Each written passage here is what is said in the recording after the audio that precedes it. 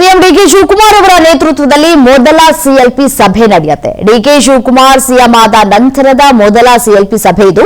ಸಂಜೆ 6 ಗಂಟೆಗೆ ನಡೆಯಲಿರುವಂತಹ ಕಾಂಗ್ರೆಸ್ ಶಾಸಕಾಂಗ ಸಭೆ. ಇಂದಿನ ಸಭೆಯಲ್ಲಿ 5ನೇ ಅಭ್ಯರ್ಥಿ ಗೆಲುವಿನ ಕುರಿತು ಚರ್ಚೆಯನ್ನ ಕೂಡ ಮಾಡಲಾಗುತ್ತೆ. ಯಾರು ಕೂಡ ಅಡ್ಡ ಮತದಾನವನ್ನ ಮಾಡಬಾರದು, ಅದಕ್ಕೆ ಅವಕಾಶವನ್ನ ಕಲ್ಪಿಸಿಕೊಡಬಾರದು.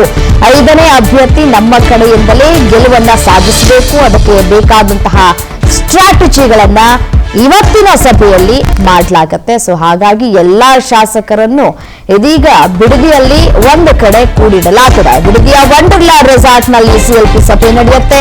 ಅಡ್ಡ ಮತದಾನ ಭೀತಿಯಲ್ಲಿ ಕಾಂಗ್ರೆಸ್ ಇಂದು ರೆಸಾರ್ಟ್ಗೆ ಶಿಫ್ಟ್ ಆಗ್ತಾ ಇದ್ದಾರೆ. ನಾಯಕರುಗಳು ಅಡ್ಡ ಮತದಾನ ಆಗದಂತೆ ಎಚ್ಚರಿಕೆಯನ್ನ ವಹಿಸ್ತಾ ಇದ್ದಾರೆ. ಕಾಂಗ್ರೆಸ್ನ ನಾಯಕರು ಇವತ್ತು ಮತ್ತೆ ನಾಳೆ ರೆಸಾರ್ಟ್ನಲ್ಲೇ ಶಾಸಕರು ವಾಸ್ತವ್ಯವನ್ನ ಹೂಡಲಿಕ್ಕಿದ್ದಾರೆ. ಶಾಸಕರುಗಳಿಗಾಗಿ 150ಕ್ಕೂ ಹೆಚ್ಚು ರೂಮ್ಗಳನ್ನ ಬುಕ್ ಮಾಡಿಕೊಂಡಿದ್ದಾರೆ. ಮತದಾನದ ದಿನ ರೆಸಾರ್ಟ್ನಿಂದ ನೇರವಾಗಿ ವಿಧಾನಸೌಧಕ್ಕೆ ಬಂದು ವೋಟಿಂಗ್ ಮಾಡ್ತಾರೆ. ಖಾತೆ ಬದಲಾವಣೆ ಗೊಂದಲ ಇತ್ಯರ್ಥಕ್ಕೂ ಸಿಎಂ ಡಿಕೆ ಶಿವಕುಮಾರ್ ಈ ಸಂದರ್ಭದಲ್ಲಿ ಮುಲಾಮನ್ನ ಹಚ್ಚುವಂತಹ ಸಾಧ್ಯತೆಗಳು ಕೂಡ ದಟ್ಟವಾಗಿದೆ.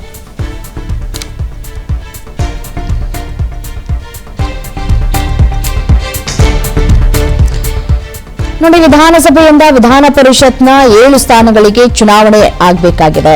ಸೊ ತಲಾ ಒಬ್ಬ ಅಭ್ಯರ್ಥಿಯ ಗೆಲುವಿಗೆ ಕನಿಷ್ಠ 28 ಶಾಸಕರ ಮತಗಳ ಅಗತ್ಯತೆ ಇದೆ. ಸೊ ಹಾಗಾಗಿ ಇದೀಗ 4 ಸ್ಥಾನಗಳಿಂದ ಗೆದ್ದು ಬರಬಹುದು ಕಾಂಗ್ರೆಸ್ನವರು. 2 ಸ್ಥಾನಗಳಿಂದ ಬಿಜೆಪಿ ಗೆಲ್ಲುತ್ತೆ. ಇಲ್ಲಿ ನೇರ ಹಣಾಹಣಿ ಇರೋದು ಜೆಡಿಎಸ್ನ 1 ಸ್ಥಾನದಿಂದ, ಕಾಂಗ್ರೆಸ್ನ 1 ಸ್ಥಾನದಿಂದ. ಸೊ ಹಾಗಾಗಿ ಅಡ್ಡ ಮತದಾನ ಆಗಬಾರದು ಅನ್ನುವಂತಹ ನಿಟ್ಟಿನಲ್ಲಿ ಇದೀಗ ಎಲ್ಲ ಶಾಸಕರನ್ನು ರೆಸಾರ್ಟ್ಗೆ ಶಿಫ್ಟ್ ಮಾಡುವಂತಹ ಕೆಲಸಗಳಾಗಿದೆ.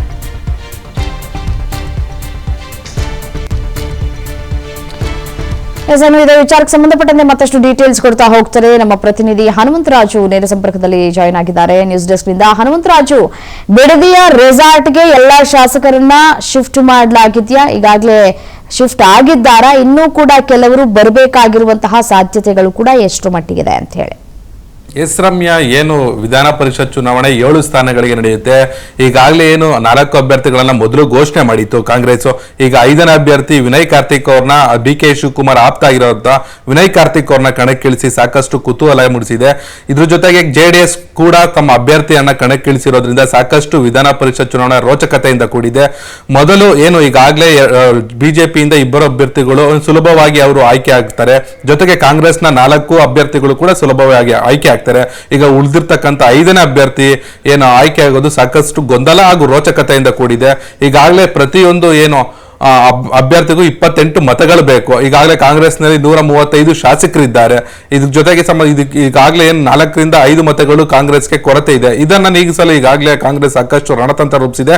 ಆ ನಿಟ್ಟಿನಲ್ಲಿ ಇಂದು ಏನು ರೆಸಾರ್ಟ್ಗೆ ಏನು ಕಾಂಗ್ರೆಸ್ನ 140 ಶಾಸಕರು ಈಗ ಏನು ರೆಸಾರ್ಟ್ಗೆ ತೆರಳುತ್ತಾರೆ. ಅದಕ್ಕೆ ಸಂಬಂಧಪಟ್ಟಂತೆ ಈಗಾಗಲೇ ಏನು ಡಿಕೆ ಶಿವಕುಮಾರ್ ಆಪ್ತ ಆಗಿರ್ತಕ್ಕಂಥ ಎಚ್.ಡಿ. ಬಾಲಕೃಷ್ಣ ಅವರ ನೇತೃತ್ವದಲ್ಲಿ ರೆಸಾರ್ಟ್ ಈಗಾಗಲೇ 150 ಕೊಠಡಿಗಳು ಬುಕ್ ಮಾಡಲಾಗಿದೆ. ಈ ನಿಟ್ಟಿನಲ್ಲಿ ಈಗಾಗಲೇ ಒಬ್ಬೊಬ್ಬರೇ ಶಾಸಕರು ರೆಸಾರ್ಟ್ ನತ್ತ ಮುಖ ಮಾಡಿದ್ದಾರೆ.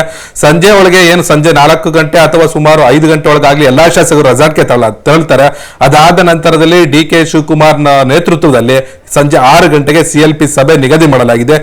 ಡಿಕೆ ಶಿವಕುಮಾರ್ ಮುಖ್ಯಮಂತ್ರಿ ಆದ ನಂತರದಲ್ಲಿ ಇದು ಮೊದಲ ಬಾರಿಗೆ ಸಿಎಲ್ಪಿ ಮೀಟಿಂಗ್ ಡಿಕೆ ಶಿವಕುಮಾರ್ ನೇತೃತ್ವದಲ್ಲಿ ನಡೆಯುತ್ತೆ. ಅದಾದ ನಂತರದಲ್ಲಷ್ಟೇ ಸಿಎಲ್ಪಿ ಮೀಟಿಂಗ್ ನಲ್ಲಿ ಯಾವ ಶಾಸಕರು ಯಾವ ಅಭ್ಯರ್ಥಿಗೆ ಮತದಾನ ಮಾಡಬೇಕು ಅಂತ ಹೇಳಿ ಏನು ಅವ್ರಿಗೆ ಗೈಡ್ ಮಾಡ್ತಾರೆ. ಅದಾದ ನಂತರದಲ್ಲಿ 2 ದಿನಗಳ ಕಾಲ ಅಲ್ಲೇ ರೆಸಾರ್ಟ್ ನಲ್ಲೇ ಉಳ್ಕೊಳ್ತಾರೆ. ಆ 2 ದಿನಗಳ ಕಾಲದಲ್ಲಿ ಯಾವ ಅಭ್ಯರ್ಥಿ ಯಾವ ಶಾಸಕರಿಗೆ ಎಷ್ಟೆಷ್ಟು ಮತದಾನ ಆಗಬೇಕು, 2ನೇ ಪ್ರಶಸ್ತಿಯ ಮತಗಳು ಯಾವ ರೀತಿ ಬರಬೇಕು ಅಂತ ಹೇಳಿ ಶಾಸಕರಿಗೆ ತರಬೇತಿ ಮಾಡಲಾಗುತ್ತೆ.